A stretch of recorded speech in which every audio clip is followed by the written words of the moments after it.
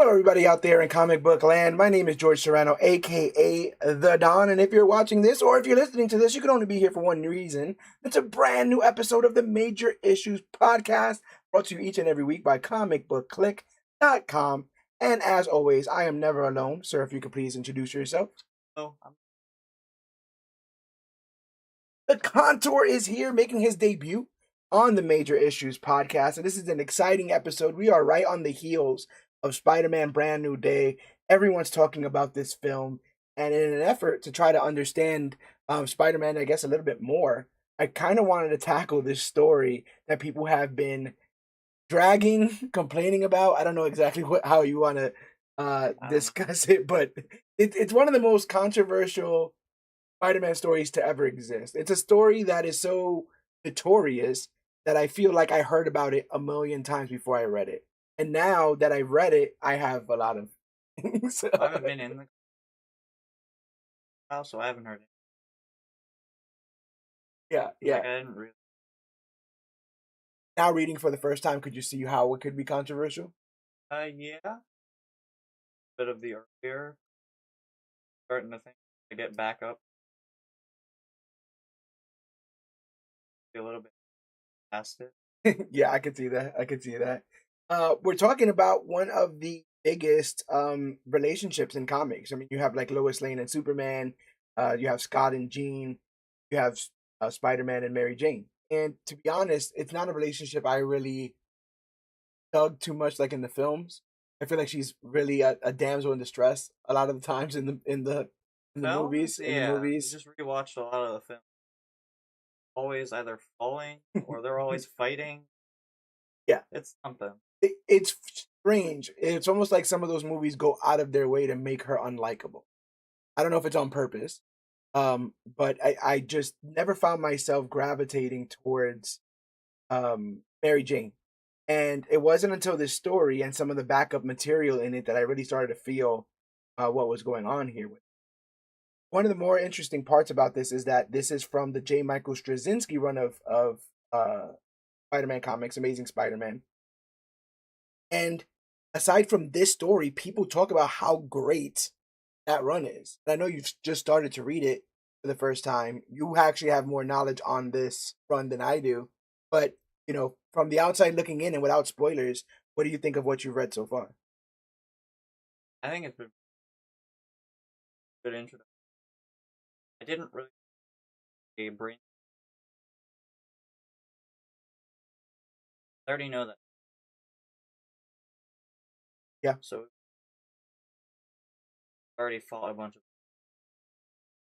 back through learning about really interesting. I'd also never about Spider. Never been touched upon about the movie.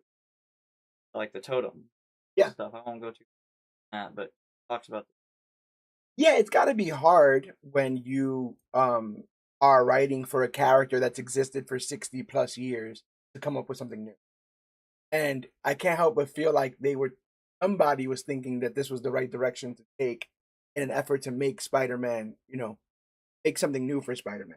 Predator did it Yeah, yeah. But we are gonna, until 1 month. yeah, we're definitely gonna get into all of the nitty gritty of this story.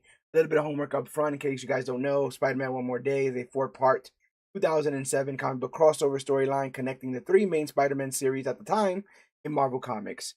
It was written by J. Michael Straczynski and Joe Quesada. Art by Joe Quesada. The story arc concludes the fallout of Spider-Man's actions during the 2007 Civil War crossover. He ends up being unmasked for the first time, or not the first time, but more recently. It's a big, big deal. Peter Parker, everyone knows that he's Spider-Man, and this is kind of what the consequences are for that. One More Day starts in Amazing Spider-Man number 544, goes to Friendly Neighborhood Spider-Man number 24, goes to the Sensational Spider-Man number 41, and then finishes up in the Amazing Spider-Man 545. If you wanted to read this in real life, you would have had to pick up those four different issues. And who knows what was happening before in any one of those books. Like that would have been that's maddening. The idea that you would have to have known the continuity. Really interesting. Ask is think instead of all the public, no one would try to kill somebody pretty soon. nobody tries to get shot at.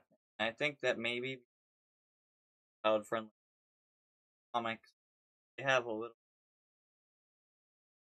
Yeah, I They're didn't think PG, but I think the very different. that's true. And also in the film, like the only person, like someone throws a brick through his wall or through his window, it's a regular person. It's not like a villain Yeah, trying to get him or anything. Interesting. Yeah, the you would brick think. isn't even at him specifically. Yeah, and the big thing even in this story is that it's not like the Shocker came through to try to kill him. Kingpin sent some goon who tried to snipe him and it ends up hitting Mary Jane. Sorry, Aunt May. Um, so before we get into our recap and review of this series or this story, I have a little bit of background of how the story came to be that I think is a little interesting.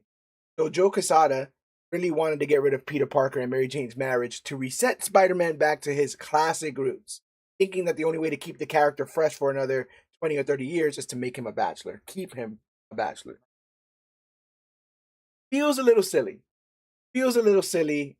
Um, and we live in that world where it's like I'm an adult right now, right? I'm verging on 40. How long can I hold on to my version of Spider-Man, right? The new youth should have their own version of Spider-Man, but does that mean we have to restart him back to day one? Do we have to restart him back to high school? I don't know.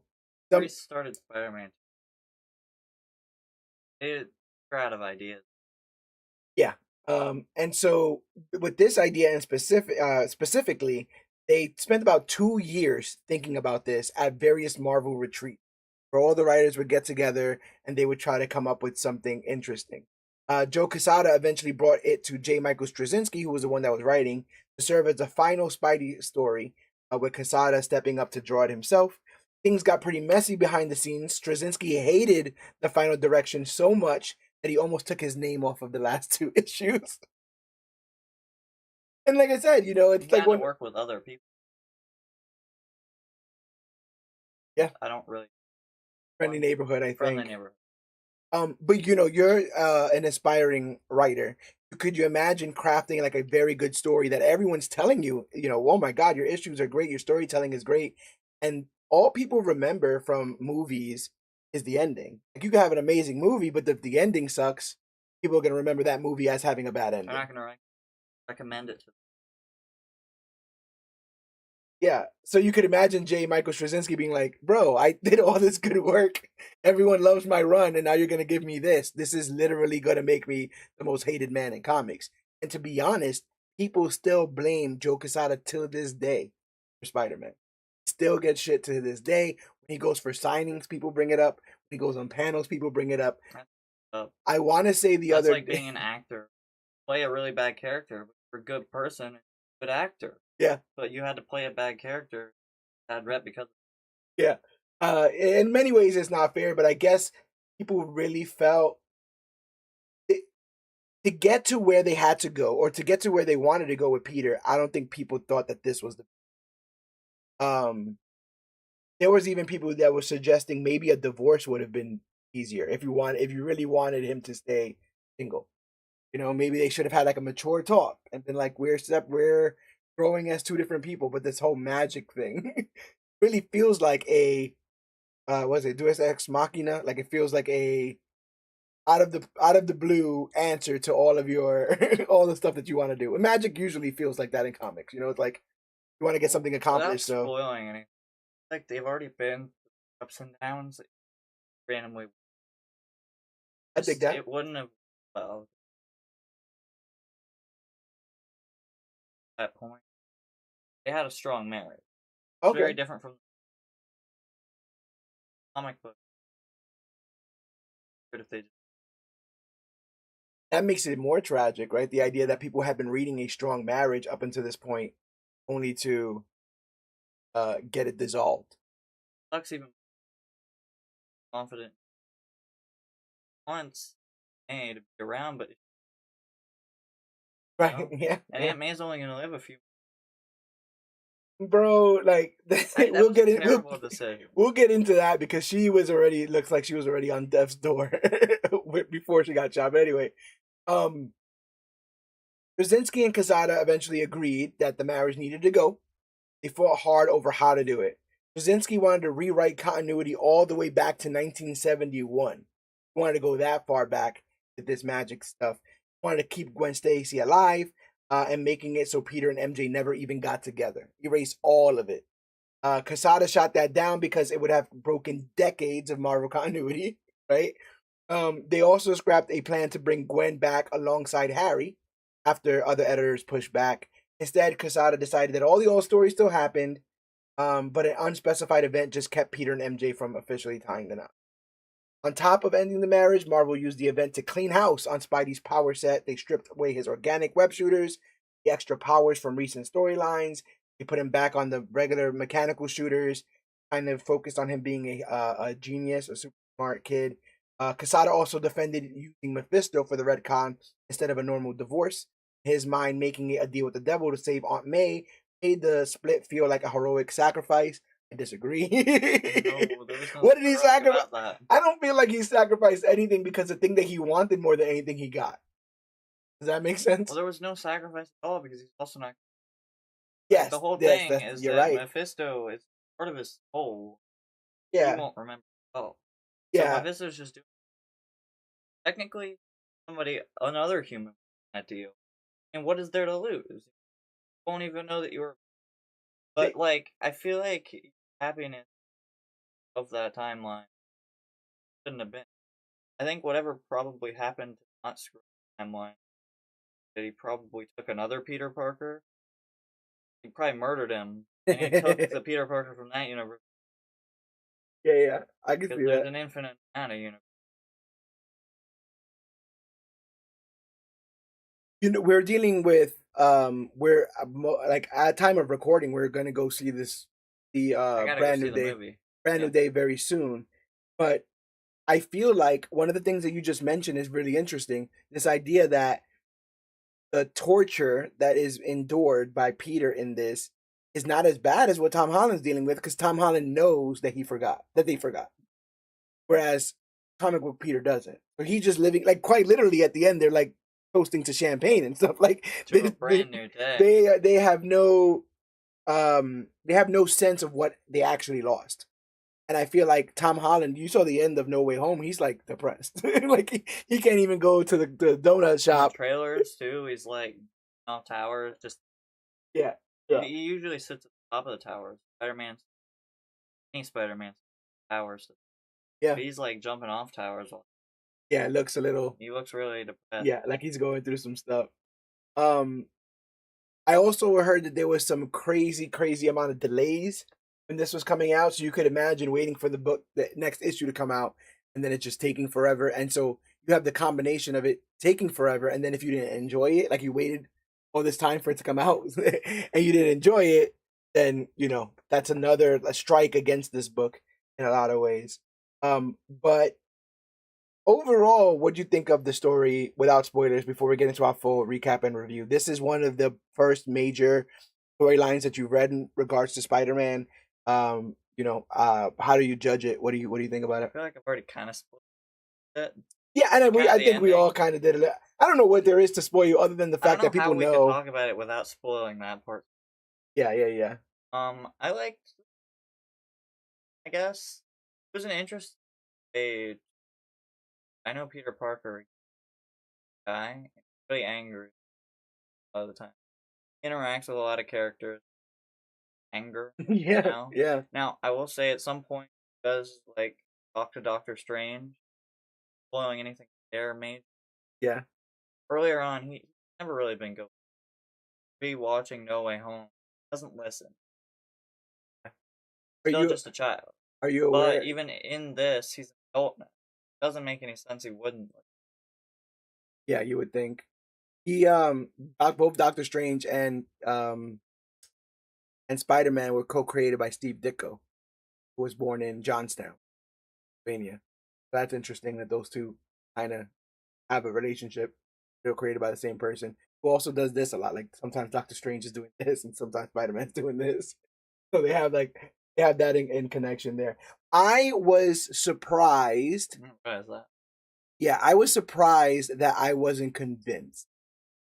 I wasn't convinced. 'Cause I was surprised that I wasn't convinced. Yeah, I was surprised that I wasn't convinced. Yeah, I was surprised that I wasn't convinced. Yeah, I was surprised that I wasn't convinced. Yeah, I was surprised that I wasn't convinced. Like I read the issue and I felt like Peter, you're still in the wrong. I thought they would have done more to make me feel like, oh, he had to do it. You know what I'm I feel saying? like you Like, kind of got to read the build up of the yeah, Amazing Spider-Man era. yeah. But you were saying that even with that buildup, it felt like they had a strong marriage and like it wouldn't be something that he would be It so felt willing like to it should have been a sacrifice. different unit. I felt like it Yeah, didn't belong there. I felt like if like they would already been fighting. I don't know. I didn't read all the way up to the hood. yeah, Could but have you, been fighting, yeah, but it didn't seem. that's She was in the hospital. that's the biggest Sawing him. shame. And you know what's funny? Like since then, they've come out with like from my memory, two really big. They had a comic series called Spider-Man Renew Your Vows. And Spider-Man Renew Your Vows, it was about a different multiversal Peter who married MJ and had a daughter. And we love those stories. The daughter ends up being like a little spider person herself and gets trained by her father, and there's a lot of The thing sweet with moments with family that. is like you friggin' for ideas. But if you make them have a family that daughters or children can turn into superheroes, and now you have like another generation's worth of stuff. Yeah. And the thing is that all that stuff has you can see how Hollywood has an issue with that as well. My Well, they need to biggest find an beef, actor yeah, too. my biggest beef with Batman in movies right now is we never get him past his origin. We never get him past Crime Alley, the robbery, the pearls because his parents got shot. Barely even gets like Robin. That's what I'm saying. I mean, And I don't see Batman movies. Yeah, a few that have Robin in it. yeah, off the top of my head, like maybe two, three tops. And that's the thing. It's like if you want these characters to grow, they should be able to grow, and they grow because they change, they mature, they get married, they have children. And if they don't, if they're always just cool badass loners, they never, how are you supposed to grow as a reader if the person that you're reading never changes? Oh, Yeah, still just like a hormone. yeah, and I think that people like that about like characters like the Punisher. I think that's kind of his appeal is that he never really changes. But he's He's not a just teenager. He's adult. yeah. But Peter's an adult in this at this point, He I acts guess. kind of childish in it, though. That's the Oh, issue. he's a brat almost in one more day. It doesn't fit. There Yeah. are lots of emotions. It doesn't have like that I know of. Right, I right, haven't right, read right, right. anything about that. Yeah. There's We'll get into it. We'll get into it. But yeah, to in an attempt to spoil a 15 year, no, almost next year will be 20 years since this story came out. Next year will be 20 years. So, if you don't want a 20-year comic spoiled for you, ladies and gentlemen, we are going to go ahead and break down the four parts of Spider-Man One More Day. I apologize for this. Yeah, if you didn't know what it was about, maybe this didn't help having the literal devil in our background. But yeah, let's get into it. So we start off with Amazing Spider-Man 544, and the story opens with Peter and MJ at Aunt May's bedside in critical condition after taking a sniper bullet meant for Peter, which is a direct consequence of his public unmasking during Civil War. I read Civil War, and this was they made it a pretty big moment. I want to say him unmasking is like a final page in one of the stories because it's that big, and he unmasked at a press conference.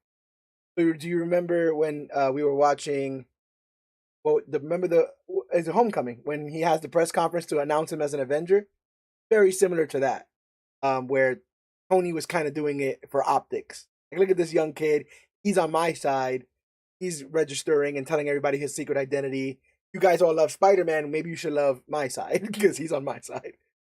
Oh, Like so that. that's why he like Yeah, yeah, yeah, yeah. So that's right. But I don't feel uh, like they dug into that enough. I don't feel like they dug into like you bastard, you kind of almost tricked me, because in Civil War, spoiler alert, he changes sides. He realizes that they're wow.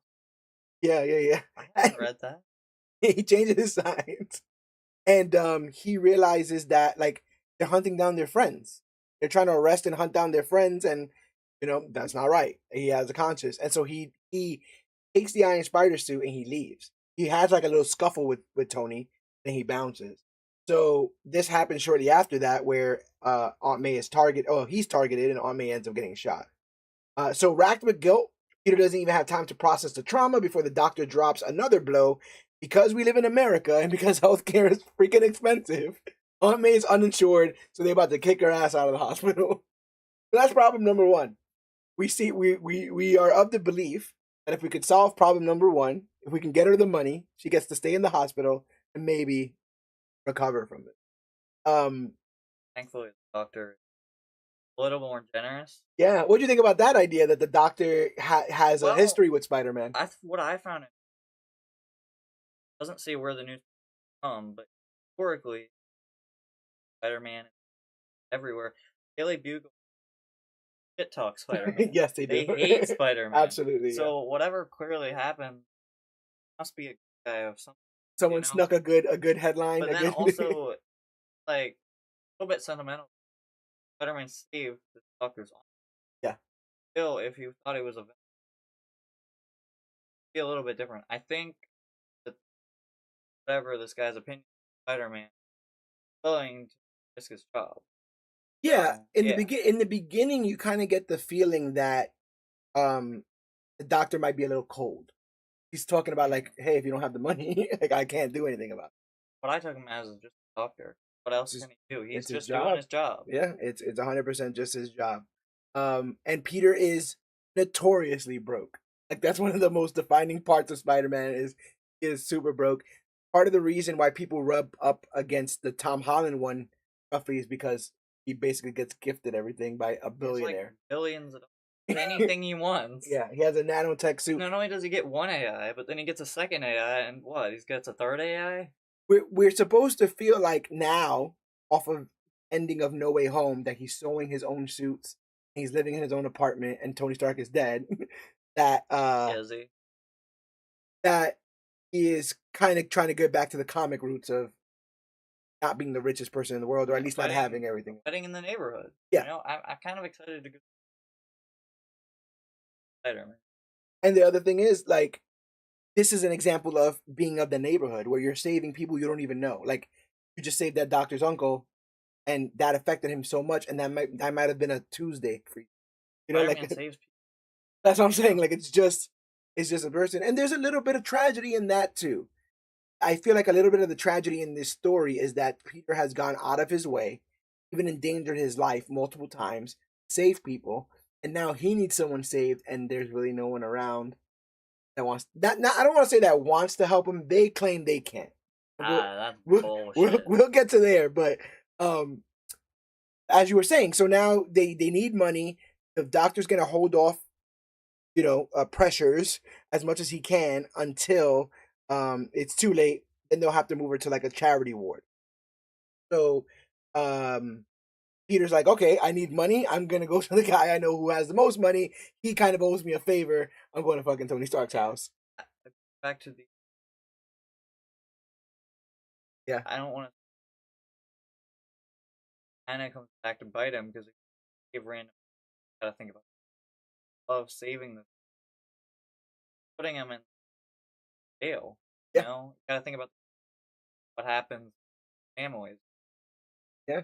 There's so many ripple effects. They're bad guys. They're bad for a reason. Either trying to get money. Maybe they're just mentally insane case. It's best you got rid of them. Yeah, and sometimes what happens is an interesting Daredevil story, because Daredevil's a lawyer, right? So quite literally, both the alter ego of Daredevil and Matt Murdock are responsible for putting multiple people. And at one point, his identity is revealed and he gets put in jail. He's basically in jail with all the people that he locked up. And yeah, like sometimes you can find yourself in that situation too. But you're right, every single thing that you do in this universe has ripple effects. Consequences. What I like about this is that he tries to get in like the normal way, but apparently Tony's changed the locks because they're not friends anymore. So he's changed the locks. He just breaks in.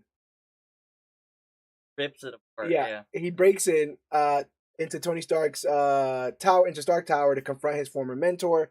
The reunion turns violent as an armored Tony tackles Peter out of the building and into an alley. Still furious over Peter's betrayal during the superhero war, Tony threatens to arrest him and blast him full force with a unibeam.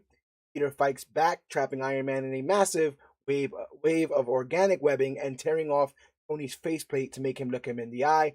That felt a little dangerous. That felt a little bit. I don't think I've ever seen Spider-Man that intense before, without being evil or without being like mind control. Yeah. He first of all, he punched him in the face with the helmet on. You know how mad you got to be. You know how hard that would hurt? Yeah, Spider-Man? that's what I'm saying. That's why I got The to. thing's made of like specialized steel. Yeah, men, just watch your anger because you can't just be going around punching random things because you're upset. But yeah, he punches him in the mask and then he rips the mask off. He ends up punching them. Yeah, I thought that was interesting. and it was a big moment of like, and this happens all the time in like superhero movies and stuff where um someone's trying to tell someone else something, but they can't stop fighting enough to talk. And so I like the idea Happens of all the time. yeah, I like the idea of Peter Parker just expending all of his all of his webbing and like kind of like crossing his fingers and closing his eyes and hoping it worked, and it did work for a few minutes. But Peter lays out the story, tells him about Aunt May, and Tony's like, "You are a fugitive. Like you, you quit my side. We are basically the government. We are the law now. I have to arrest you. So I'm not going to do it now, but I can't help you. I can't help you publicly. And if I see you next time, I'm gonna lock your ass up." And then he just blasted himself free and flew away. Um, A lot of content happening. yeah, I just finished Spider-Man. Fire Spider-Man. Worker. yeah, It yeah. always felt walking away. Yeah, Why is funeral. that the way they end the movie? Yeah, there's a lot of funerals in Spider-Man There's movies. lots of funerals. Always ends it. Yeah. Now the consequence I want to think does all that stuff to Iron Man, punches it. Really, he. Yeah, But then after the deal was just. yeah. Does he still hate Iron Man? That's very It's like, interesting. did Yeah. he get put into for all the No, other consequences there? no, it should be the same, but It didn't seem like ironically, it. ironically, Tony wouldn't know To that be honest, Peter it is didn't even Spider-Man. seem a Spider-Man. Yeah. Got no. Oh, when it's He just goes to a bachelor party. when it restarted. Well, they make it He a doesn't point. even bicycle. Yeah. Mephisto makes a point to say that everyone like because and we'll get to it, but because MJ's like, okay, so we save Aunt May's life, but if everyone still knows that he's Spider-Man, then they'll just kill her again. And so part of the deal is that everyone loses the knowledge that Peter Parker is Spider-Man. So Similar to maybe what the movie. yeah, so either Tony Stark remembers that he got beat up by a random guy named Peter Parker who isn't Spider-Man, or he remembers that he got beat up by Spider-Man and doesn't remember who it is. Probably the The latter. first, oh, the latter one? Yeah, I think Yeah. so. Yeah, that's pretty funny. Because it doesn't make any sense. Yeah, Random like guy's name. right. Probably more like actions of Spider-Man. Kind of how No Way. Yeah. Where like at the end, everyone knows who Spider-Man is. But the guy who Spider-Man behind the mask. Right. No, not only do they not know who Spider-Man is, but they don't know about the guy who is Spider. He's a stranger to everyone now. It's like they're two different people now. Yeah. It's interesting because up until this point, especially like somebody comes up to you and says like, even if you're a cop, right, and like someone's coming up to you this desperate, kind of cold to be like, get out of my house or I'll arrest you. You know, it's a little cold. But we can see that Tony doesn't have a heart of steel because when he goes home and tell that he's guilty, and then he sees an old photo of him and Peter, and he basically allows Jarvis. And were you aware of this? I wasn't sure because I thought Jarvis was yeah, so Yeah. forever in the comics, Jarvis is his butler, almost like an Alfred to Tony Stark. It's only the movies that made him an AI. He's always been a real really person. interesting. I assumed you Yeah. in a lot of acronym. And Yes. Jarvis is an acronym. Another interesting point they made a series called Agent Carter, right? That deals with Peggy Carter after Captain America gets frozen. And you realize in there that she's friends with Howard Stark, Tony's dad, and Tony's dad's butler is Edwin Jarvis. So you see the physical Jarvis only in that timeline, very, very old, long.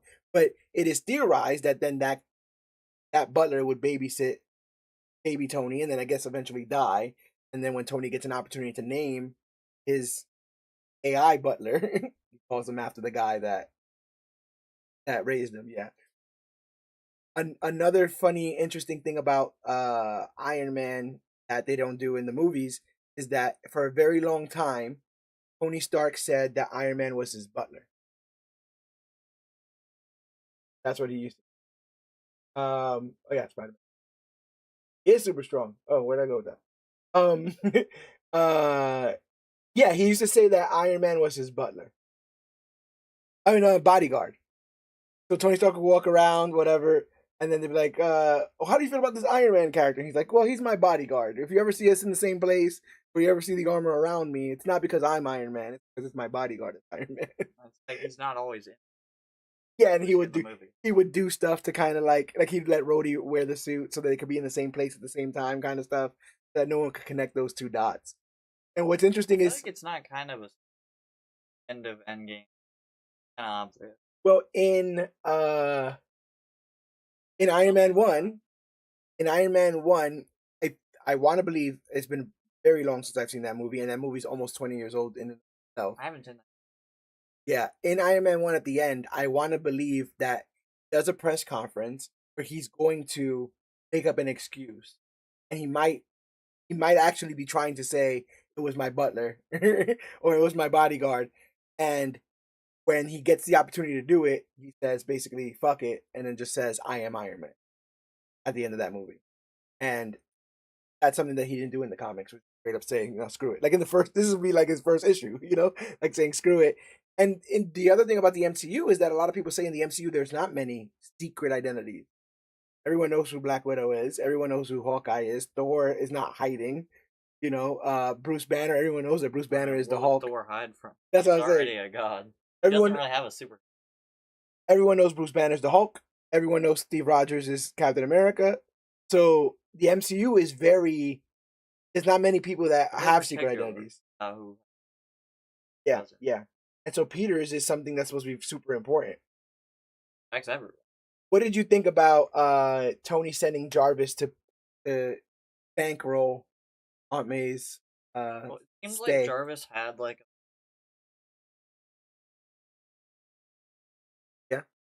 like she's like 105, so I'm assuming she knows everybody in the her age keeps going up in here. It does. It was 98, now it's 105. She looks good for her age. She's 105 and she looks like a like she's not a day over 98. She looks pretty good, yeah. There is such familiarity, and also you could imagine that Jarvis probably cares for Peter. He probably saw a young Peter sign up for Tony Stark's side in Civil War. This young kid. I mean, he's been 30 years or whatever, but like something about this story moved Jarvis. I think Jarvis would have done it even if Tony didn't tell him to do it. I think Jarvis would have he wouldn't have found out if it was. That's true. Doesn't. Yeah. Not many people know at this point. They've actually, I didn't put that in my thing. They have her in the hospital signed under some other name. Because they're scared that if she was signed as May Parker, that people would come in. I forgot about that. And people would come and attack. Good problem. And so we're like, boom. We needed a little bit of money. Homeboy showed up with $2 million. Problem solved. May gets to stay in the hospital. They give the man the check, and he's like, thank you for this. Oh, by the way, she's dying, and she's most likely not going to make it. And now we have a brand new set of circumstances, a brand new obstacle. Why couldn't he? She's not going to the charity. Maybe he should have said it earlier on instead of looking for hey, bro, I know you want to get this money. Be honest, she doesn't look like she's going to make it past. But instead, he's like, go get the money. And when the guy goes get the money, he's like, oh, and by the way, might not make it past here. I think that's kind of funny and kind of dark. So yeah, he says he's still gonna die. Peter refuses. He gets dressed as Spider-Man, and then so part two, which takes place in Friendly Neighborhood Spider-Man number 24, uh, realizing he has to try something drastic, Peter, as Spidey, heads to the Sanctum Sanctorum, pleads his case to Doctor Strange, who tells him that even though magic is capable of doing amazing things, there are some limits to what even a Sorcerer Supreme can do, especially when it comes to events set in stone. You believe that that's bullshit. Would you like to elaborate? Well, I feel like death is and Yeah, then yeah, there's medical, even us on Earth right now are already constantly medical. It feels like this is all just based off of time right now. yeah, Or back in the past, like yeah. it's acting like. Then you also gotta think, talks to Doctor Fantastic. Both of those people mainly they do stuff and stuff. You would Whole almost countries. You would think that yeah. there would be. You would also think that if it was someone in Strange's life or Reed's life or Doom's life, they would try a little hard. It's almost like everyone looked at the situation and went, "Bro, she's 100." Like you know what I'm saying? Like, They don't know her what do you? either. Yeah, what do you really want to do about I mean, this? some of them. Yeah, yeah, yeah. Doctor Strange, I meant that he's probably versions of knows what he does in his. yeah, yeah, He could yeah. just go for fun, travel the universe. True. He should have. He's still the Sorcerer Supreme Maybe that's in what he this should have. universe. Maybe behind his back, he should have got another Aunt May from another universe that didn't have a Peter. Let this one go, and then I feel like it messed a little bit, a little bit. And that's the whole thing. Peter doesn't take no for an answer. He says, "Listen, bro, if it was just old age, if it was like natural causes, I wouldn't really be stressing to keep her alive. But if she dies because of something that I did, if she dies because I exposed my identity, which then made her, which put her in danger, put her in direct danger, and then a hit on me is the reason why she's in the hospital, that he can't live with that." I can partially sympathize with that. I can understand not wanting her death on his conscience, but Well, what I want to. Spider-Man is very powerful, and bullets also travel through. It's yes, potential that he would have gotten shot. and Killed hit her her too. and got her That anyway. would have been way worse. Yeah, I don't think there was anything done. yeah. And I going back to that,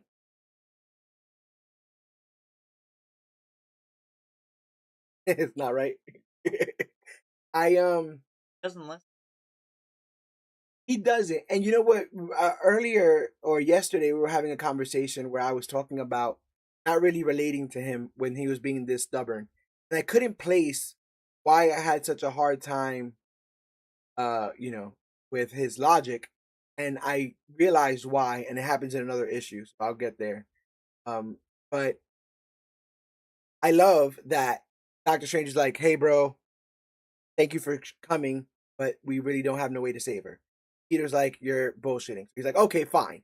I'm gonna let you use the Hands of the Dead, an artifact that allows him to travel through space and time in a blink of an eye and be several places at once, so you can ask anybody that you want to, and they will tell you what I just told you, which is that this can't happen." And like you said, he goes across and speaks to Doom. He speaks to Mr. Fantastic. I think I saw a thing of him talking to Hank Pym, who's Ant-Man.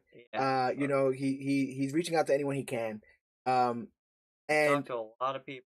Like even talking to Batman, yeah, it did like look up like at a the little bit. top, It did look a little bit like Batman. looked like Batman. But ultimately, even though this damn near kills him, being in multiple places at once, he realizes what Strange said was true. Everyone, no one, no one else can help. So, as Peter recovers from his body being in multiple places at once, Doctor Strange tells him some things can't be changed, which is what he's been telling him this whole time. Refusing to believe this, Peter uh, frantically grabs the Hand of the Dead, an artifact he just found out how to use 10 minutes ago, because Doesn't he's even know how to use yeah, them. he's He super randomly knows desperate. Latin. Yeah, yeah, yeah, right. He's super desperate. He grabs this thing that could damn near kill him, travels back to the night that May is shot, which is something that he asked Strange if he can do. Strange is like, no. Like, I thought it was also ghost oh, of its physical body. yeah, an astral What plane. was he gonna be able to do? Stop the Just not thinking, which is very not like Peter. He's not very impulsive. I think that's the fear. That's the word I'm starting to But figure like out. he With also him. thinks it's. I don't want to. Not his fault. Uncle Ben dies, and it's not his fault he dies. It's the universe. Always something wrong with him. Like if you go back to the Spider-Verse movie, like a canon. That was a really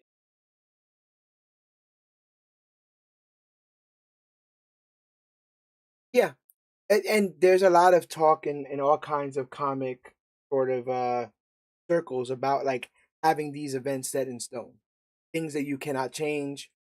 not just everything. Can't change. Back to the Yeah, these ideas originate a long time. yeah. Time travel has its own sort of rules and regulations. This way, you can't just go and do whatever the heck you want all the time. Um, so Paradoxes. yes, so Peter goes, like I said, he grabs the hands of fate, and or the hands of the dead, and travels to the night May is shot, hoping that he can intervene. Despite Strange telling him he won't be able to. Just as he tries, it's revealed that he cannot physically interact with the past, and worse, his mingling has caused beings known as Night Walkers, protect Destiny, to appear and try and take him out. Strange manages to follow him and bring him back to the sanctum, although in a weakened state. While he is healing, he overhears Doctor Strange talking to a version of him from Amazing Spider-Man 42. Any idea what the heck is going on there? Not really. I did read Spider-Man 4. I got to that point. But I think it just said it can. What happened in that conversation tells you gotta go talk to death. Might never come back. Really can be honest, maybe I'll have to go Spider-Man. I didn't get. And to be fair, this not Amazing Spider-Man. Yeah, Like the Spectacular Spider-Man, Doctor Strange stuff. yeah. That is what trying to link it back to the other universe. Very strange, but it makes it seem like Strange is almost even out of time in What a about like weird. the Night Walker, Yeah, Night Walkers? Kind of interesting. Weren't talked about. They kind of just tried to grab at him. Something like this happens. Doesn't listen to Doctor Strange. Does something he shouldn't. Like nothing happened. Something does end up happening. So okay. I'm wondering if the controller. Night Walkers. It's I think it's. Walkers. There's also a But similar. I assume back to bite him at some point. Any of probably the Maybe I know that I feel like that's also a time travel trope that there's like ethereal or spiritual guardians that are keeping. I know in DC they had something called time wraiths that look like kind of like the night walkers. They would get at you if try to mess with the timeline. Um, when Strange comes back, he tries to get Peter to accept May's fate, urging him to stop punishing himself, but Peter can't.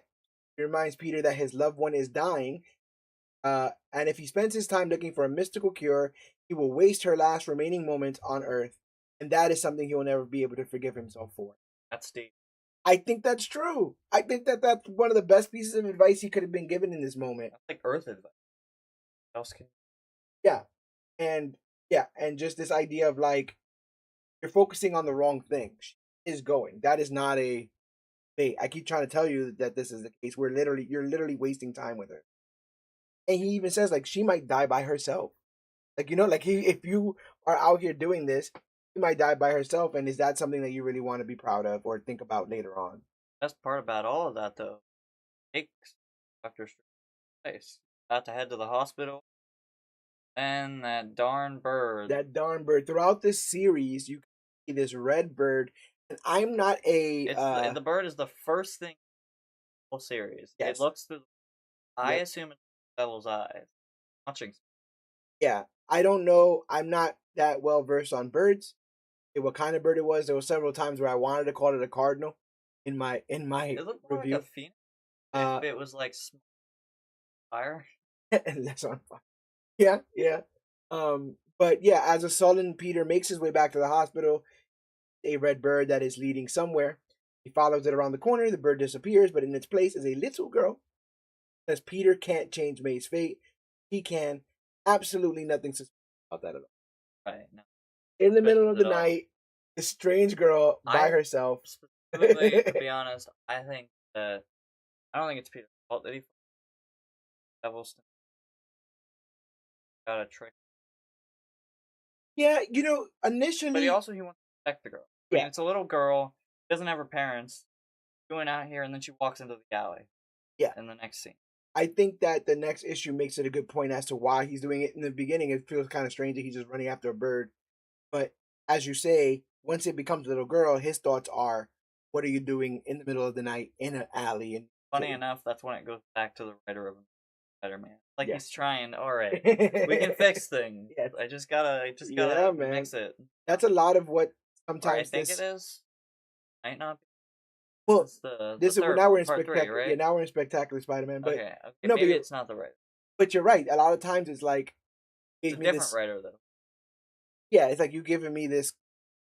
I don't want to say crap, but you giving me this very hard thing to accomplish, and the way you set me up, it's like we're talking about. Like it's like if me and you write a story together, and then I write a very bad beginning, but you got to now write the middle and the ending. Uh, Reminds me. yeah. Not Um, nothing. of writing, right? Thing writing. But yeah, we are now in part 3. Following the mysterious redhead girl down a secluded alley, Spider-Man presses her for answers. Kyle drops cryptic hints, boasting that she inherited her intelligence from her father and her looks from her. That is already kind of giving you the clues to what. It's already. I didn't pick up on. Oh, but then really, he's growing up and up. On the second read, all of that stuff hits way harder. On the Yeah, first read, you don't really understand what's I going didn't on. recognize. I knew it was Yeah. probably the devil. With already told me that the devil.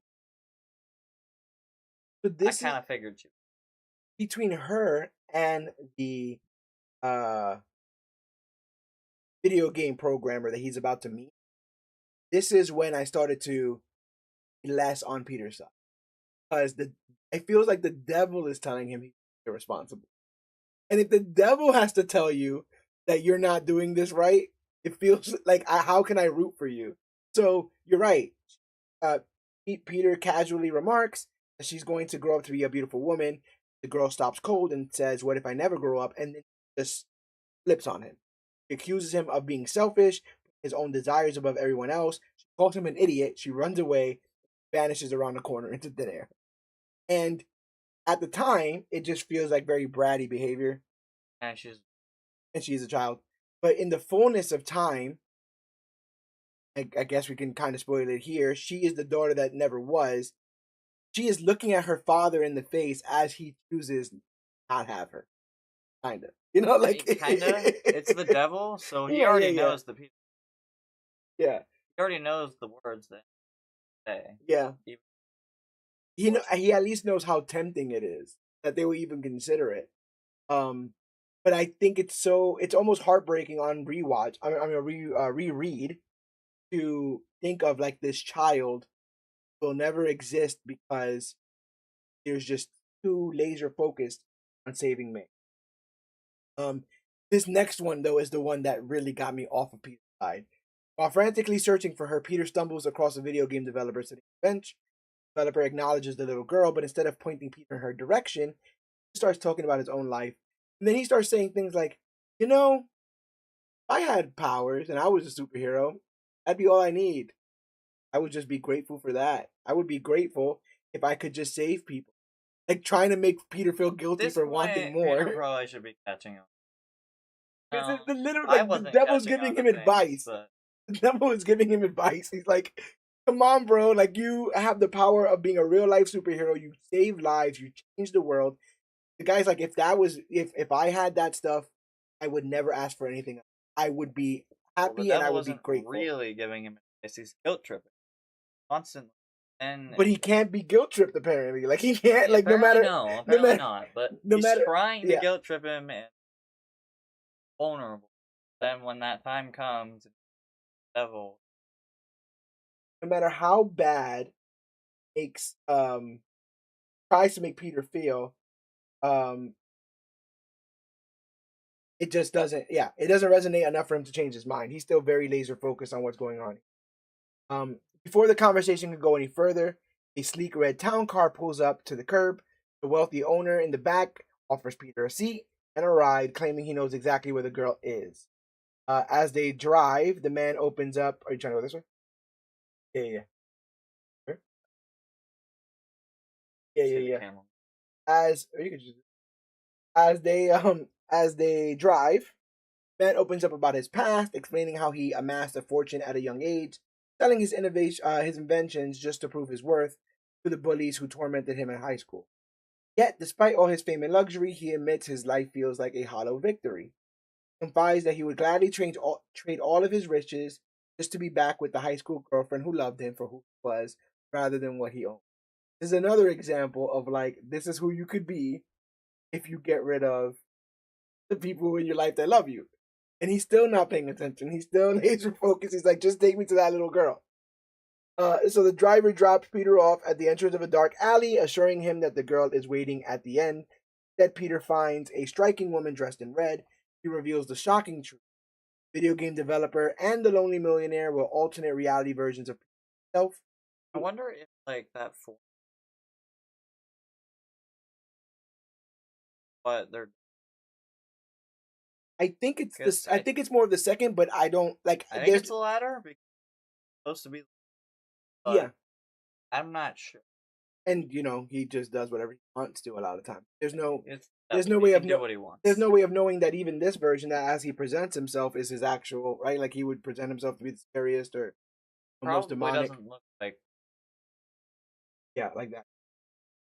he's uh, trying to scare people. yes, yes. Um. So, yep. Yeah, she's the woman's like those are other versions of the past. He doesn't even ask about the little. He finds out about the little girl later on. But these are all versions of him that could have been if he never got bitten by the spider. This is presented to let him know that one small change in his life could have humongous effect. We're about to get that one small change uh, offered him by the devil. Fed up with the cryptic games and semantics and exhausted, Peter snaps, demanding to know what any of this has to do about saving his dying aunt. The woman in red smiles as her form shifts and distorts, shedding her human skin to reveal, bum bum bum, demonic overlord Mephisto. Do you have much background on Mephisto before this comic? What's Ironheart? Other than that, I know he made devil. Yeah, yeah, yeah, yeah. I thought that they did a very good job making him charismatic in Ironheart, like making him somebody that has a good conversation and is convincing enough to make you want to have that Oh, sort of deal. Oh no, you're good. You might want to get sorry. you're fine. But yeah, this whole deal with the devil, none of this matters if he can't convince anyone. Not charismatic or conniving. So I really liked his portrayal in Ironheart, even though it's the guy who plays Borat. I think job being sinister. He even manages to make deals I with. think he tries to make the devil terrifying. Like the Yeah, devil would be more like really nothing about this, and I'm super calm. yeah, it's just matter of fact. It's It's just just business. like It's I'm just here, business. man. What can you do? Yeah, it's just business as usual. And that's kind of how Mephisto is here. This is not the first deal he ever made. Not the most important deal he's ever made. He does this every day. So he makes his proposition I clear. mean, it's probably more He even says Yeah. it himself. He's looking forward He's to been kind of Steel for a bored. while. And I mean, also to go back to that, like you'd think he'd get bored, like a form like get bored of Oh trying to yeah. be all this big angry guy. Eventually, I think that's probably just so tired of like amping himself up. Only do it for so long, so many years before you go. Dumb. That's partially the reason I think why he does this. He talks about like I make deals all the time with for people when I take their soul, then they're just in hell, but the torture is not that bad because they feel righteous in what they did. Like they meant. Yes, yeah. And so that's not good enough for him. But he tells Peter, I have the power to rewrite reality and ensure May was never fatally wounded in the first place, refusing to make a life altering choice alone. And I like this. Not speaking with his wife first. And so Mephisto warps Peter back to their grimy little motel room and reveals that he's been projecting himself and speaking to Mary Jane at the exact same moment. Both Peter and MJ stand together. Mephisto lays out his true price. Doesn't want their souls, as souls tortured in hell eventually grow numb to the pain. Instead, he wants to tear apart their holy.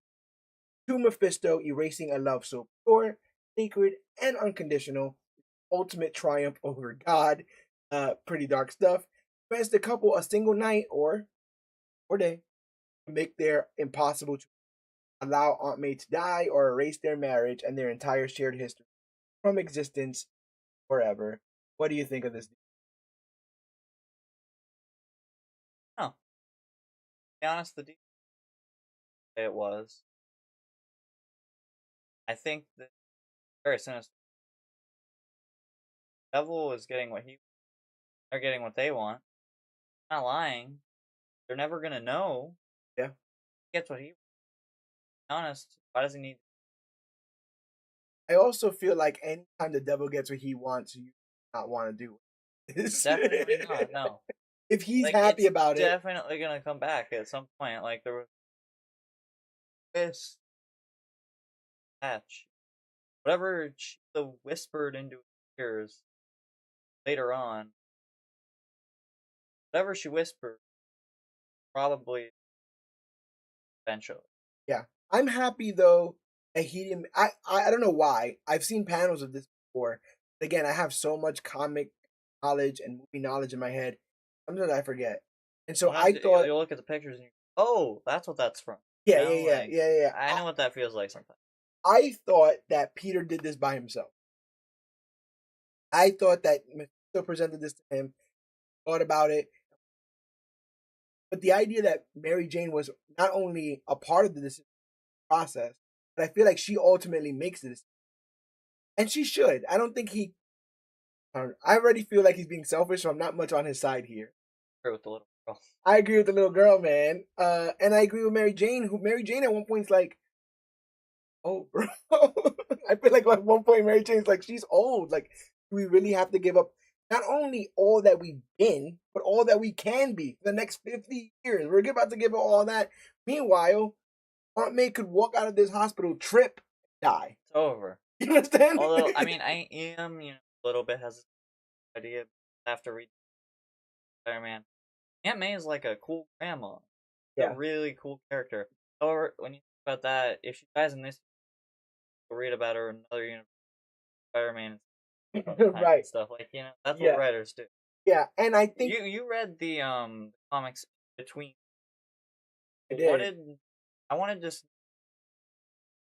Surfer World? Is that also about a deal? Yes, it was about he wanted Surfer's powers. Went to Surfer's girlfriend, ask about Cosmic. yeah, he went to Surfer's girl, yeah, to get ask about the power cosmic, and so he made a deal with her where she was like, take me where he is, and so like he said, took the ship that she was on, sent him to where he is. Everyone on Earth thought it was a enemy ship, and they started to fire on it, and then it crashed into like a mountain. She almost died. And then yeah, again, it's like monkey's paw. Like you made this wish, but we're definitely gonna take a part of it from you. So I think it was his first appearance ever, but I think it was mostly there to kind of uh make make an underline of like this guy hasn't been to be trusted since the beginning. Like it's like since this is his first appearance ever, that Silver Surfer comic. So it's like from the beginning he shouldn't be trusted. In the Maybe beginning, is power hungry. and from the beginning he's power hungry. The thing that I liked the most was that little bit of MJ backstory that they gave, where you find out, and it's so tragic now, especially with this story. I will say that right now, I have never really been an M, but you find out that her mother was with an abusive man who used to hit her, mistreat the kids. Her mother ran out on him like in the dead of night with the girls. And the sister was very quiet and very she dealt with the separation eternally. Like she was very shut off Internally, internally, yes. She was very shut off, very quiet, and just kind of like battling these demons alone. And in an effort to not be like her sister, Mary Jane, almost in a fake way, became the always happy, always hip, always ready to party girl. And when I first saw her, that's who she was. So I thought she was kind of like an airhead character. I think you gotta read more. Yeah. Spider-Man. But you start to realize that this is a very troubled woman who went through a lot, and everything that she owns, because she becomes a fashion mogul at one point. I think uh, put out a record at one She tried point. to work in Hollywood. Yeah, yeah, yeah. Tries to She work in tried to work Hollywood. on a movie. When I think of Stuff. when I think of that stuff, I think of the Tobey Maguire movies where she's like, "Why didn't you come to my play? Why didn't you come to this? Why didn't you do that?" And it's like he's trying his hardest, woman. He is a pizza delivery man. He is a photographer, and he's in college, and he's a Spider Man. Right, so Spider-Man different, but up at that point, Yeah. and she's trying to figure out her own. She feels like she doesn't fit in Spider-Man anymore than that, but she also already struggles like a real. Yeah. So she obviously typical. Misogyny Yeah. that will come from stuff like that. Yeah, and actually, like I said, like I from depictions, and it's my fault for not diving in deeper, but I thought I had an understanding of this character being almost a little selfish, almost a little self-absorbed, and it's actually the opposite. Presents to be this way, make other people comfortable around her, and then you get moments like where you're talking about, where when she tries to strike out on her own, it's almost like life is against her, making it harder for her. And just really sympathize with somebody who's just trying their best. That they're not doing anything, just trying to be happy, trying to strike out on their own, just trying to find their own identity. I never like his hero love interest. They have no personal like Yeah, goody two shoes. They have no self doubt. They yeah, have no inside thoughts, and if they do, they don't last for. That's why, as a writer myself, I have characters that I make. They all have their own. yeah. It Just all because makes you the love main someone goal even doesn't mean harder. doesn't mean you stop fighting. That's one of my favorite parts of Superman. They do the fake interview. Lois is interviewing Superman. They basically argue over how Superman is running, and it's not like "and screw you" and slamming the door and walking out. They calm down and realize that they both have, good points. They both have issues. Yeah, Like a real couple. yeah. Or something. You work You know? through it. You have to work through it, and you're talking about at this point 60 years of working through it, or not 60, 40 years of working through it. They worked through everything up until this point, and their reward for it is to get it taken away because Peter can't just let well enough alone.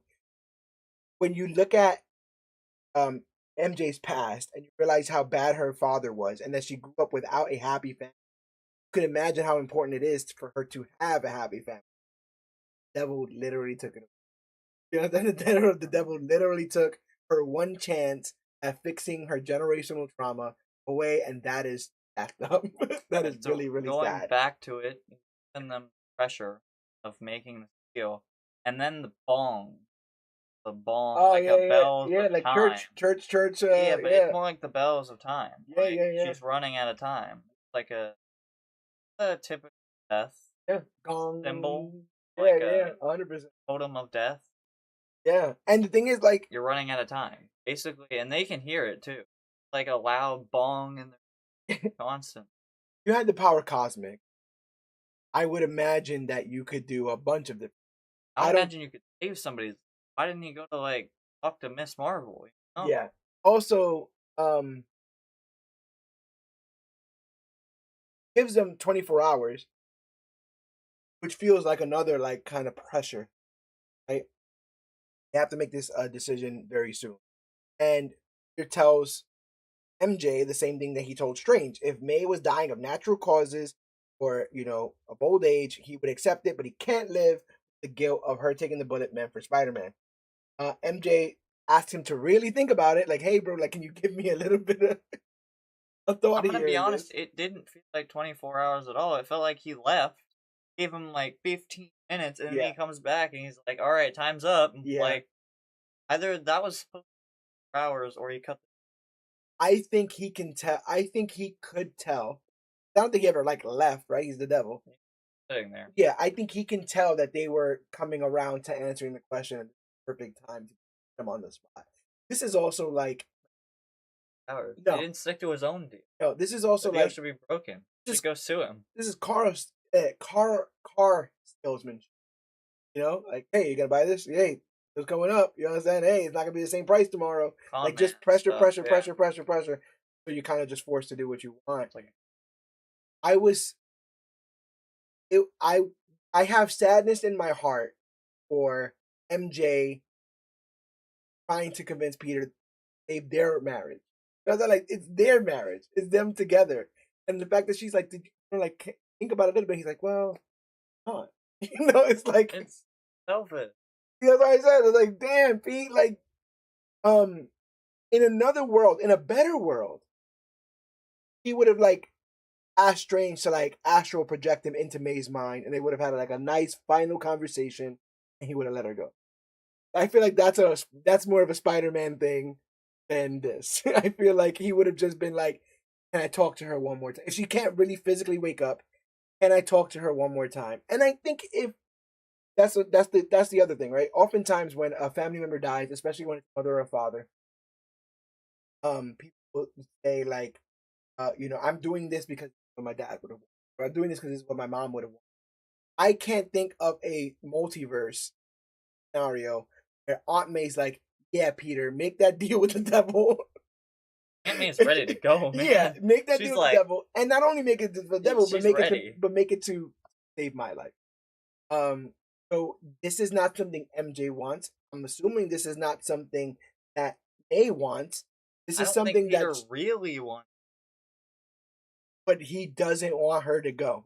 We've done a lot of trash talking. Gotta also look think positive about Peter. There's something. There's What do you something. think was done well? There's something endearing about his determination. I think my issue becomes when the determination becomes desperate. But the fact that he was so, like so laser focused on saving somebody close to him, I think we've all been there. I think if any of us was truly given an opportunity, I figured he was gonna ace it. Like to yeah, talk to some, yeah. but I like how they did it with like eyes. I wouldn't. I think that was a pretty good like element item they could have made. Sure, it's been used in the past too. Sometimes these artifacts just show up for the It story could that they be that just they that. need. I'm very interested to see though if this I'm has a interested to see history. if it has. But another thing is Superman, right? Faster than a speeding bullet, ice breath, laser eyes. That much ice breath. Yeah, I feel like he has it, but he doesn't really use it all that yeah, much. But I bring all this up to say that famously, in most iteration, Superman's father figure dies from a heart attack. And the point of that is that it doesn't matter how strong you are, how much laser vision you have, how much ice breath you have, some people just die. Can't save everyone, even if you're super. And so I learned that lesson in comics a long time ago. So to have Spider-Man try so hard feels weird to me because I already know that one of the best superheroes had to let it go because it is what it is and it life is. strengthens you. If It you could strengthens just you to be a better person. You would think really happened. Ben died and got the great power. think when Aunt May dies, that's a new lesson. Stronger Spider-Man. Yeah. But And the he thing, just doesn't accept it. one could argue that he did get great power in this instance where he could change reality, but he wasn't responsible with it. He lost something else. This is what the little girl said. You're so selfish. Other people are going to have to pay for your mistakes and decision. That's ultimately what ends up happening. Like when it pitch in ideas, Devil said, and that's it. Doesn't try to offer anything else. MJ's the one that offers it, and it You're works. right. You're right. Yeah, All he yeah. had to do was like try to change. That's funny. He's Spider-Man. What else can he? Yeah, I never thought about it like that. That she's the negotiator in this instance. He's like, what? He doesn't Let do me, it. He just let me just stands sign. by. Yeah, let me just sign whatever it is. Sign the paper. He's Yeah. over here like trying to negotiate the deal. That's really funny. And he's over here. All right, I'll be a yes man. Whatever you want. There's a lot of maturity in MJ realizing that there is no convincing Peter, and silently crying, like mourning their relationship, and then deciding, you know what, if that's what this is, and if it's gonna make you happy, then I'm willing to do it. I wonder if the devil was love to the Yeah. like hating the devil. I think it has something to do with the devil Peter. would want. But it's like, yes, but devil would. Maybe she said, make sure we never get together, or like, I don't ever want to deal with this again. Like, like something like that. I think it has something to do with Peter's life. Like, probably make sure that. Just an idea. No, 100%. And I think that that's a dangling sort of thread that they still haven't tied up yet. That they can't. That's the first thing that came to mind when what can him? Yeah. Or what date him or something? Or what would he agree with? Like, exactly. what would he agree to? What would the devil have anything? I think these goes at the wrist. What would he? Yeah. Really more suffering. Maybe the guy loves suffering. Maybe secretly. That guy loves suffering. Yeah. Maybe this whole time MJ has also been maybe terrible nightmare. Yeah. Something miserable. Yeah. Like it has to deal with that. It doesn't show it in the comics yet. Something. It's been, like I said, almost 20 years, and they have not gotten back together. What kind of ties in a lot likely back to this. Us talking about it, there's no not at all. There's probably attention back to it. Yeah, I agree. But like I said, I think MJ's the mature one in this. She holds him tight, tells him that no matter what Mephisto rewrites, a part of her will always remember every single detail of their life together. I don't think that's true. When Mephisto pops up for their answer, Peter and MJ demand to know why he wants their marriage instead of their immortal souls. Mephisto breaks it down, like we were talking about before. Souls in hell grow numb to the torture, but taking away a love so pure, rare, and unconditional is the ultimate slap in the face of God. To Mephisto, erasing a holy union that brings in so much light into the world gives him a dark joy that suffering souls never could. He then lays out the rest of the rules to them. He won't consciously remember any of this, but a microscopic piece of their souls will carry the phantom pain of that lost love for eternity. Makes you wonder. Eventually they die. After they die, do they go to heaven together? Would they meet there? That would suck. Do you think that the God would do something about that if it's really real, although he hates Spider-Man? Oh, God. Because, always praying to Spider-Man. Yeah, that's true. God have a... That's the weird thing, though. Like, they just have this lingering sense of sadness that they cannot define. They don't know why it's happening because they know something is wrong and they can't figure it out, and that's got to be torture in and of itself. That's what he plans to listen to that pain and savor it forever. That's part of the deal. Of God. Just makes it clear that there is some sort of other God. Somebody like him, but the opposite. Yes. But has that even ever been that is? There is a character called One Above All. That's basically a version of God, but as we were talking about before, there's different versions of the devil or different versions of the leader of the underworld.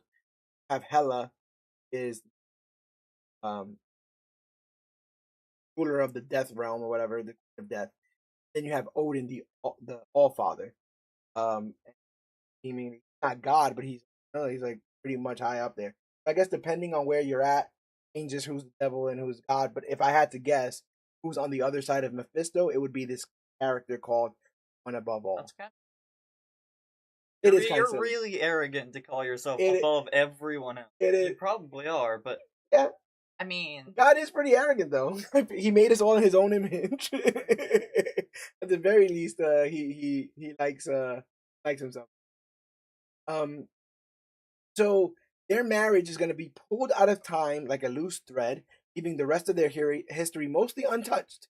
While May gets healed, MJ calls out Mephisto and says, "Hey, whoa, whoa, whoa, whoa, whoa, whoa! Even if you do this, everyone still knows Peter's identity, and they'll still target him, and they might still target May." Mephisto's like, "All right, fine. I'll wipe everyone's memory of Peter being Spider-Man." MJ takes things a step further to give Peter a real shot at a decent life, and she whispers something mysterious in Mephisto's ear. Nope, Peter demands to know what it is. Mephisto brushes him off and demands Peter's final answer. With time running out, MJ makes the heavy call for both of them, telling Peter to go on, be her hero, and accept the deal. As a magic starts swirling around them, very similar to the Doctor Strange sort of like magic spell stuff. Mephisto drops one last vicious twist. Oh, by the way, you know that little girl? You never even asked who she was.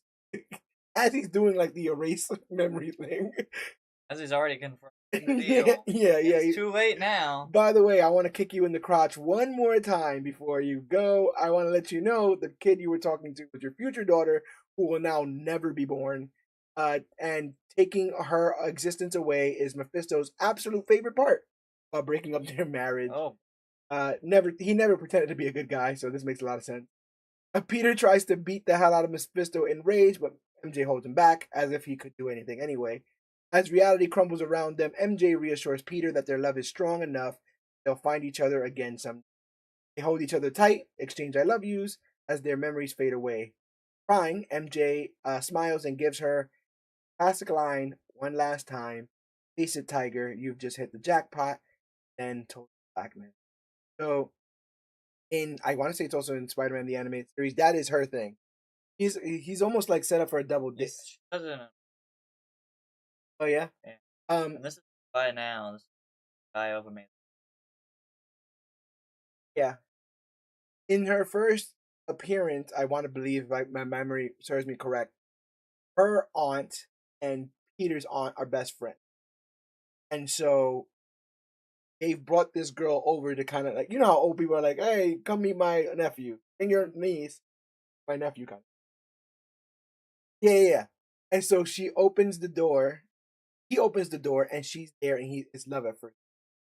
The first thing she says is, "Face it, Tiger, you just jackpot," which is also a very cocky thing to say, right? Like you're telling the guy, "Hey, by the way, you see all this? Like you just won the lottery." And so that's kind of been her like her catchphrase. And she eventually, in a storyline I don't love too much, becomes a superhero named Jackpot. Look at that face. I don't think he approves. Not very clever. Spent all this time before figuring out this name for me. It's better than Jackpot. I think so. I think it's better than Jackpot. I was having anything.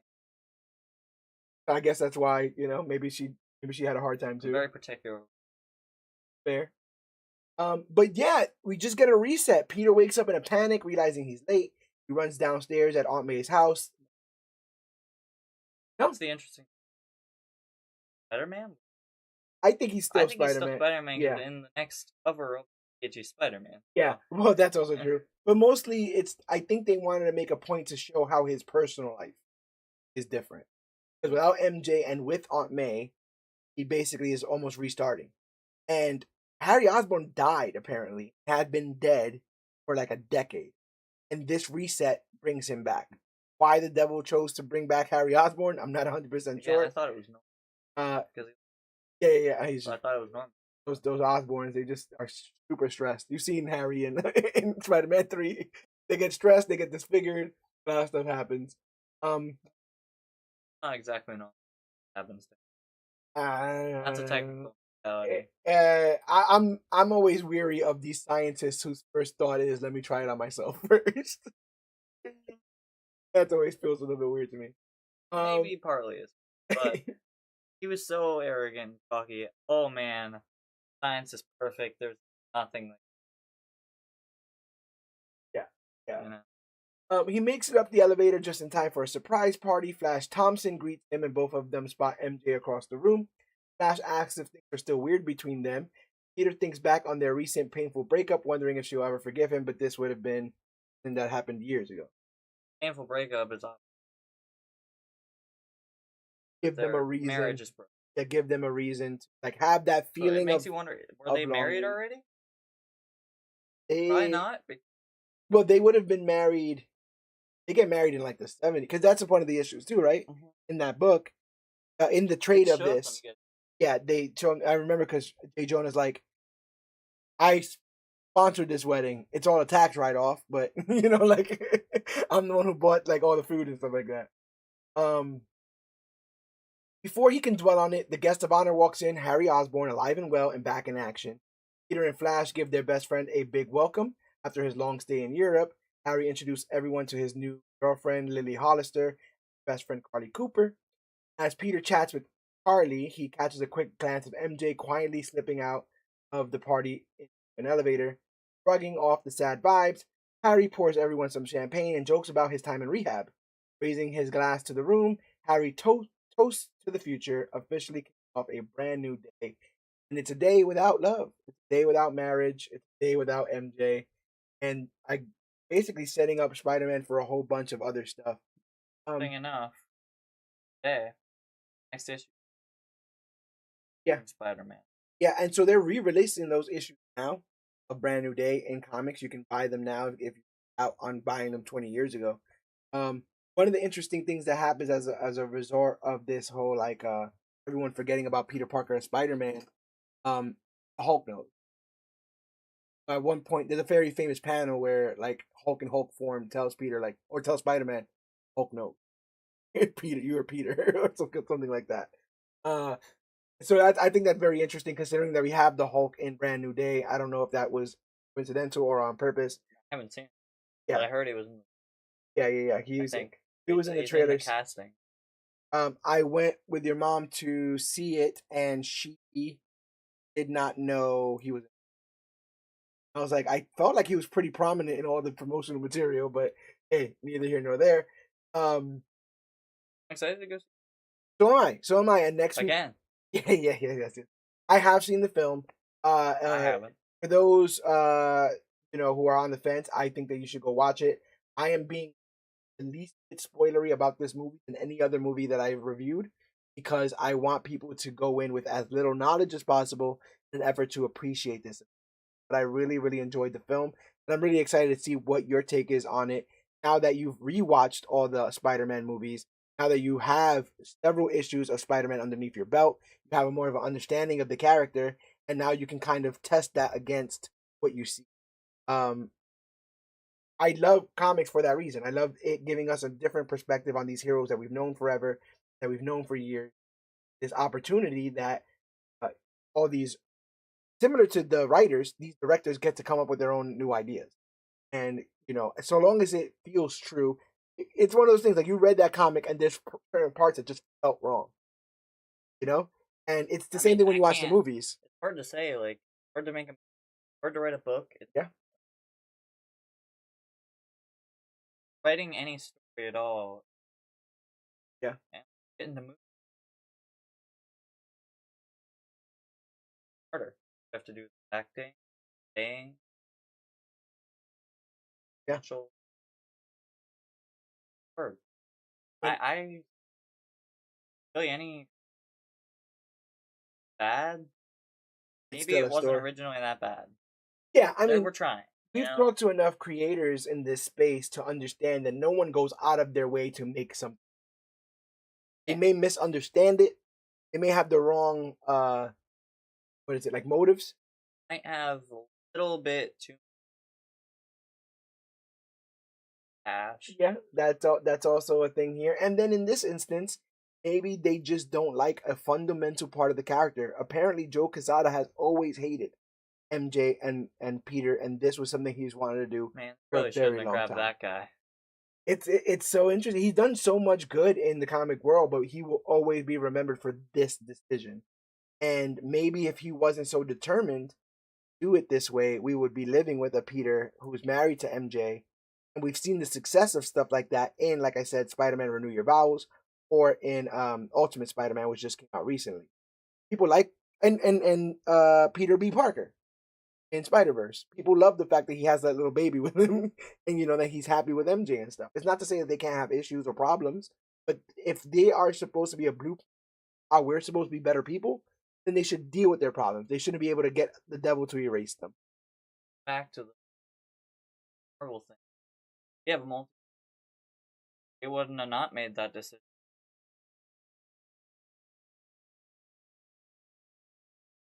Yeah, if you Maybe were even worried, different characters. if you were One worried that change in our universe, their universe. Butterfly. that's why I feel like if you were worried about this whole like the young Peter or whatever like that, just make a multiversal story. Make some other Spider-Man. And they already had Ultimate Spider-Man on the shelves right now. So, and he never marries MJ. So I don't know why this. He is just a creative person that really just disliked part of this character's fundamental characterization, and it feels so strange to be so laser targeted on one part of a character, erasing it from history. We are still dealing with the residual effects of that. So it's super interesting how this all came The thing about. about like our own timeline comic aspect is that it happens. Go write another. They Yeah, haven't. no, They could no. have at any point. Nothing stopping them. Yeah, I wonder if at some point Marvel just decided it was never happening again. Like if we wrote this story, then the end game of this is that they just never get together. It's a shame. Peter gets kicked enough down the stairs. He gets kicked when he's down. He's the best of us, I like to say. Probably Um, good. yeah, and maybe he deserves a win here and there. And maybe the 20th year anniversary is when they get married. Maybe we'll be, A new day. yeah, maybe, yeah. Maybe we live long enough to see this, what I consider mistake, get rewritten, refixed, Well, I'll and probably live. I don't know. yeah, fingers crossed. If Who knows I about you? if I don't live long enough, promise me you will make a deal with the devil to ensure that I get to read the comic. That I'll brings write a letter MJ. and I'll just God's map. There you go. You'll figure it. There you go.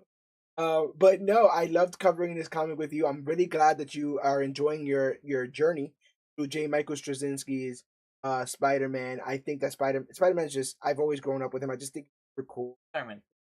Yeah, I think he's super What is a cool. good place to start? It's also way more lighthearted than a lot of the heroes that other people think. I've grown up and I've been through enough that now finally at this age I think being nice. I don't know. I think I'm glad you do. But when I was growing up in the 90s, all the heroes at that Spawn, Punisher, it was about being gritty and angry and bullets and blood. And I think I don't really like it. I didn't like this one. I liked his characteristic attitude. I don't like exactly how he doesn't have that many. yeah. Like, but well, Yeah, they did it okay in the movie.